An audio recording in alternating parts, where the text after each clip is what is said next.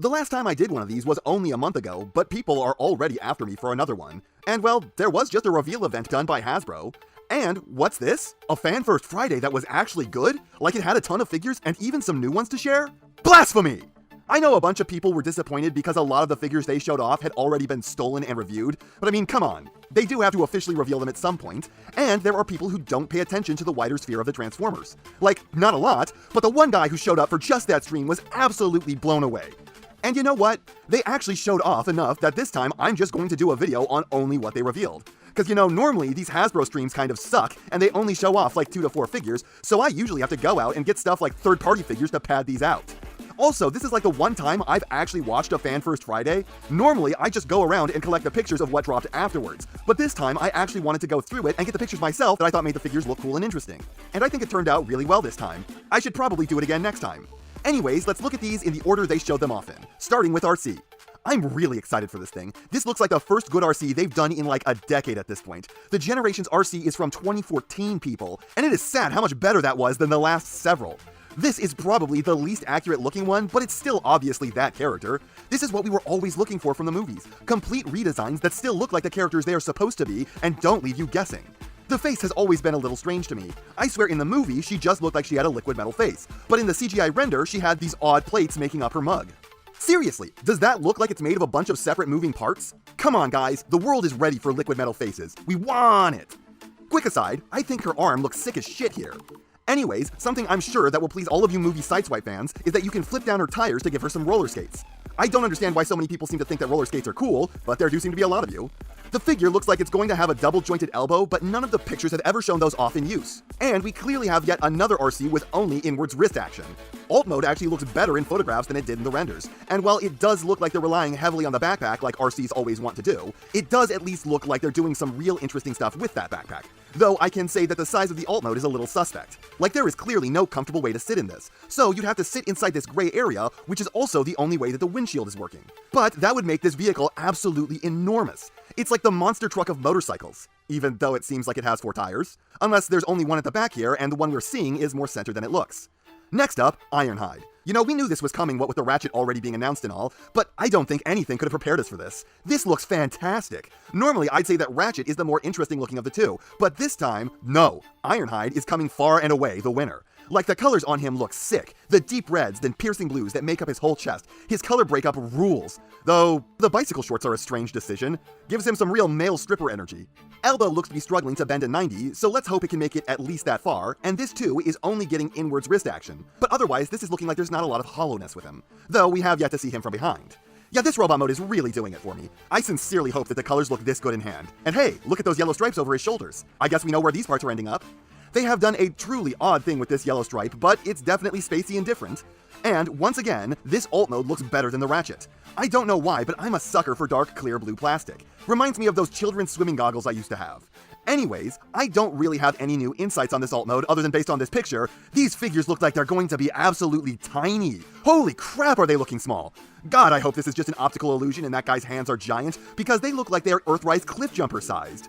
I guess time will tell, but I'm looking forward to these. The Ironhide especially. Next up, Junkyard or Junk Heap or Junk whatever. I'm honestly kind of surprised that this is the character they decided to retool from Wreck-Ar first. I feel like there were more prominent Junkyons to do, but I can't really complain about that because they seem to be going to town on this retool. Like they aren't trying to pass this off as a different figure, but they are absolutely changing as much as they absolutely can, which is insane because Wreck-Ar was already packing a ton into his price points. Like seriously, I don't understand how this works out. Hasbro refuses to spend money on figures of big-name characters, but this background nobody gets a new head, chest, arms, and a different, I don't know what this is called, cab section of the motorcycle. And while it's not clear from this picture, the shoulders are different too. Like they did a lot to justify this thing's existence. I didn't realize that I was going to want this goofy looking son of a bitch this much. And now that they've got several distinct parts, maybe if they do even more of these Junkyons, they can mix and match them. Or maybe they can continue being awesome and just do even more unique parts. I think I actually prefer this one's alt mode to the Wreck-Ar's because it doesn't have the nipple guns. Like those always just looked super dorky to me. Guys, I don't know how you managed to do this, but you failed to cut some white out of the background on your CGI render. That's an odd problem to have had. I hope the spikes on this don't come bent like with the Wreck-Ar. Just please have learned your lesson about the packaging, Hasbro. Also, I think because of the new arm kibble, the wheels can't form shields anymore. But oh well. This thing is looking like when I get a hold of it, it will be another solid recommendation from me. Next up, I'm amazed they got to this early in the stream. You'd think that this would be the big showstopper they'd have saved for the end. But here comes 86 Sludge. Oh hell yeah baby, Sludge is my low-key favorite Dinobot, and this figure really looks to be doing him justice. It just looks exactly like the big dumb idiot, though his right arm is weirdly low looking. I like what they're doing with the tail, and those legs are looking incredibly deep, but you know something insane I'm just noticing now? He transforms backwards from every other Sludge figure ever. Look at it, his torso becomes the butt end of the dino, with the robot arms becoming the back legs, and then somehow his wing section is dropping down, or maybe jumping even further up. Where are his legs going? His tail does not seem to be particularly long. Oh man, despite the fact that this is obviously going to have to faux form on some level to do what it's doing, I'm super interested in seeing how this works. And he's clearly nice and big. I don't know what it is about these 86 Dinobots, but they're all so satisfyingly sized. I love Old Leader, but these Dinobots have been so perfectly dense, it just blows me away.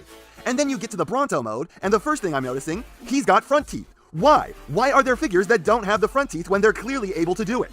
The second thing I'm noticing is that this is perhaps the very first figure ever to have actually had the correct Sludge head. There have been tons of Sludges over the years, multiple third-party Sludge figures, and none of them have ever had the correct head. The Power of the Prime's head was just wrong, the Giga Power head is trying to look like the G1 toy, the G1 toy was the G1 toy, I think the Fans Toy's head was trying to look like the show, but that failed. But this right here is so Sludge's head, I don't understand what was so hard about that. It's a bit stylized, but it still smacks of the character. And oh my god, those dinos look so good together! It looks like Sludge is going to have some wrist action on his front dino legs, but no knee, though some swivel weirdly enough. Can I just say that it feels wrong for him to not have the golden wrist spikes, even though I know he's not supposed to?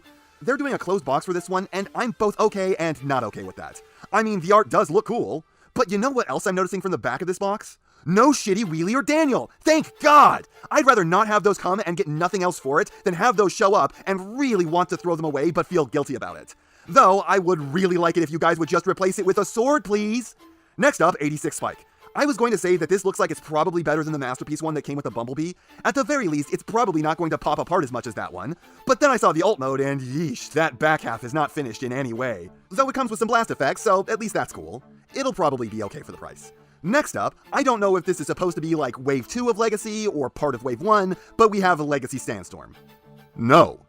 How does the bug mode look even worse? It's boring with punches of purple. You know, I really wanted a flesh-colored Scorpion in my life, let me tell you what. I wouldn't even be into this if it weren't for the obvious repaint original toy version they are clearly going to do. This was one of the worst molds of the WFC. Hopefully they will have fixed some of the tolerance issues with this thing, but no one's going to want it either way. This is going to crash and burn. Next up, Night Prowler. No!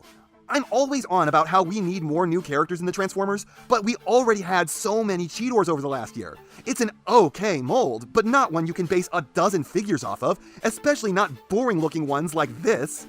And where did the paint budget for this one go? He looks unfinished. The only thing they seem to have done is the robot head and then the spots that the Cheetor already had. Where's the leg paint?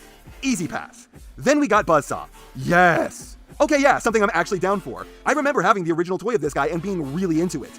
And the colors on this guy kick ass. What happened to the previous two? It's like they sacrificed all their cool factor and paint on the altar of Buzzsaw. Look at that, with the black fading into gold, the purple, the green turning to lime in an almost transparent way. He's also been retooled to have Waspinator's non-mutant head.